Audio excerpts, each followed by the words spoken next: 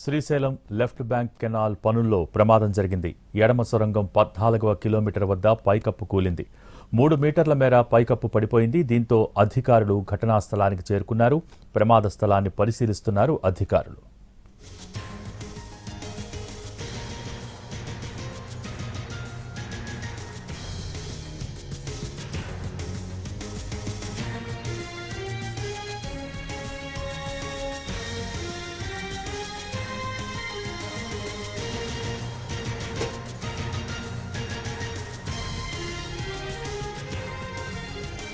Srisailam left bank canal పనుల్లో ప్రమాదం జరిగింది. ఎడమ సొరంగం 14వ కిలోమీటర్ వద్ద పైకప్పు కూలింది.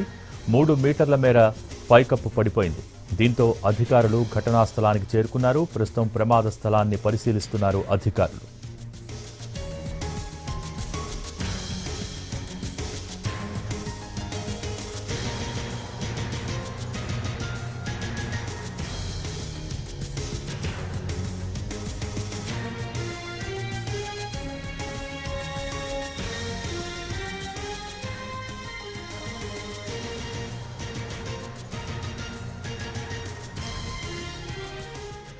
శ్రీశైలం లెఫ్ట్ బ్యాంక్ కెనాల్ పనుల్లో ప్రమాదం జరిగింది. ఎడమ సొరంగం 14వ కిలోమీటర్ వద్ద పైకప్పు కూలింది.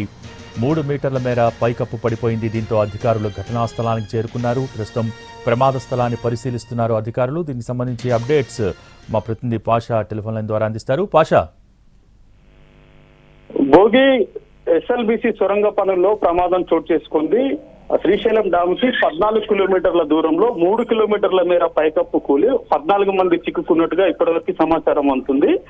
అయితే ఈ పనులు గడిచిన దశాబ్ద కాలంగా కొనసాగుతున్నాయి. కంప్లీట్ గా ఇవన్నీ కూడా సొరంగం పనులు. అయితే సొరంగం పనులు చేసే క్రమంలో పైన ఉన్నటువంటి మట్టి మెత్తబడి కూలినట్టుగా ఇంజనీర్లు ప్రాథమికంగా నిర్ధారణకు వచ్చారు. అయితే పూర్తి స్థాయిలో దీనికి సంబంధించినటువంటి సమాచారం సేకరిస్తున్నాము. ఈ మట్టి కుప్పల కింద ఎవరైనా ఉన్నారా, లేకపోతే మట్టి కుప్పల అవతల ఎవరైనా ఇరుక్కున్నారా అన్న కోణంలో అక్కడ ఉన్నటువంటి అధికారులు సెర్చ్ చేస్తున్నారు.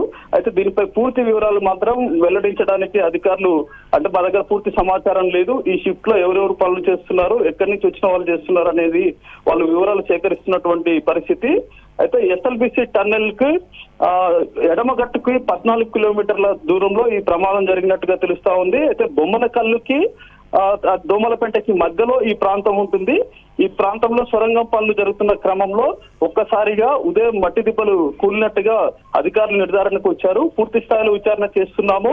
ఇప్పటికే రెస్క్యూ టీంలని రంగంలోకి దించాము. లోపల ఎవరున్నా తీసుకొచ్చేటువంటి కార్యక్రమం చేపడతామని చెప్పేసి ఇంజనీర్లు చెప్తున్నారు. భోగి దీనిపై పూర్తి సమాచారం మరి కాసేపట్లో వచ్చే అవకాశం ఉంది. ఇప్పటికే ఇంజనీర్ల బృందము ఎవరెవరు లోపల పనులకు వెళ్లారు, ఎంతమంది వెళ్లారు, ఎంతమంది మట్టి దిబ్బల కింద చిక్కుకున్నారు అనే కోణంలో విచారణ చేస్తున్నారు. మరి కాసేపట్లో దీనికి సంబంధించినటువంటి పూర్తి సమాచారం వచ్చే అవకాశం ఉంది. భోగి ప్రస్తుతం అధికారులు అయితే అధికారికంగా సమాచారం ఇవ్వట్లేదు. అయితే షిఫ్ట్ కి అసలు ఎంతమంది ఉంటారు? ప్రస్తుతం 52 మంది లోపల చిక్కుకుపోయినట్టుగా అనధికారిక సమాచారం ఉంటుంది. ఏంటి సిచ్యువేషన్?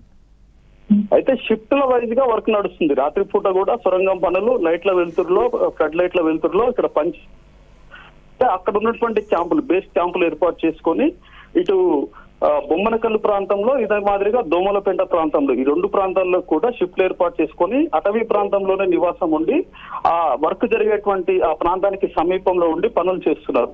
ఈ క్రమంలో ఉదయం కూడా అంటే రాత్రి వాళ్ళు బయటకు వచ్చారా లేక ఉదయం షిఫ్ట్ కి సంబంధించిన వాళ్ళు లోపలికి వెళ్లారా అనేది మాత్రం ఇంకా అధికారుల్లో కూడా స్పష్టత లేదు. దానికి సంబంధించి వివరాలు సేకరిస్తున్నామని చెప్పేసి ఇప్పటి వరకు చెప్తున్నారు. అనధికారికంగా అయితే ఒక షిఫ్ట్ లో దాదాపు 100 మంది ఉంటారు. 50 మంది వరకు ఆ మట్టి కుప్పల కింద చిక్కుకొని ఉంటారని ఒక అంచనాకు వస్తున్నారు. కానీ దీనిపై ఒక స్పష్టత మాత్రం ఇవ్వటం లేదు. అయితే ఆ మట్టి దిబ్బల కింద 3 కిలోమీటర్ల మేర ఒకటేసారి కూలింది కాబట్టి ఖచ్చితంగా పనిచేసేవారు అందులో మృతి చెందైనా ఉండవచ్చు లేదా చిక్కుకొనైనా ఉండవచ్చు అని చెప్పేసి మాత్రం ఒక ప్రాథమికంగా అంచనాకు వస్తున్నారు.